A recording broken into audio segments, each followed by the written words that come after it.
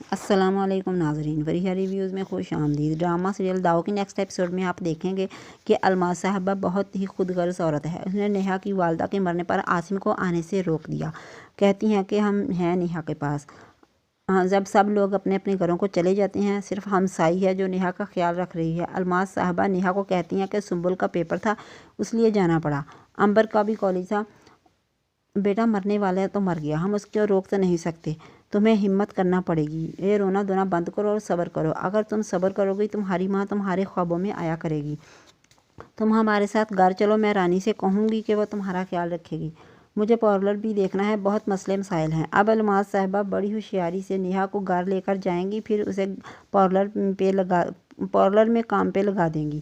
لیکن ابھی تو نیہا گھر جانے کے لیے منع کر دیتی ہے کہ میں نہیں جاؤں گی، ابھی لوگ تعزیت کے لیے آتے ہیں، میں گھر چھوڑ کر نہیں جا سکتی۔ نیہا کہتی ہے کہ عاصم کو اس وقت میرے پاس ہونا چاہیے تھا، مجھے اس کی ضرورت تھی اس وقت، لیکن نیہا نہیں جانتی کہ اسے اس کی والدہ نے ہی منع کیا تھا۔ ابھی بھی وہ عاصم کو روکے ہوئے ہیں کہ تم آ کر کیا کرو گے، تم ایسا کیا کرو گے جو ہم نہیں کر رہے۔ وہ عاصم سے کہتی ہے کہ بیٹا تم نے برا تو نہیں منایا جو میں نے تمہیں روکا تھا، ایسی چیزیں ہوتی رہتی ہیں، میں تمہارے مستقبل کا سوچتی ہوں، اس میں بھی تمہارا ہی فائدہ ہے۔ عاصم کہتا ہے کہ جب تک میں واپس نہیں آ جاتا آپ نیہا کا خیال رکھیں۔ وہ کہتی ہے کہ ہاں ہم سب ادھر ہی ہیں۔ جب عاصم اپنی بیوی کی فکر کرتا ہے تو الماس صاحبہ کو اچھا نہیں لگتا، انہیں بہت غصہ آتا ہے۔ سنبل جب گھر دیر سے آتی ہے تو الماس صاحبہ پوچھتی ہیں کہ تمہیں آنے میں اتنی دیر کیوں ہوئی، کالج تو کب کا بند ہو گیا۔ تو وہ بتا دیتی ہے کہ میں بھابی کے پاس چلی گئی تھی۔ وہ کہتی ہیں کہ بھائی کو اس وقت بھابی کے پاس ہونا چاہیے تھا۔ الماس کہتی ہے کہ ہم ہیں نا اس کے پاس۔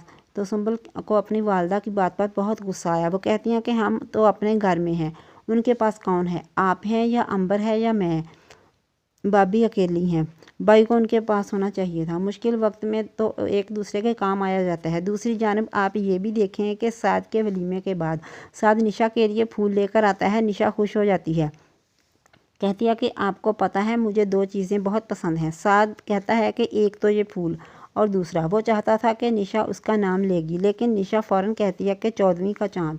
اب عالیان اور اس کی والدہ جانے والے ہیں۔ اس کی والدہ اسے تسلی دیتی ہیں کہ اگر علی کی نوکری کا مسئلہ نہ ہوتا تو میں تمہارے پاس کچھ دن ضرور رکتی۔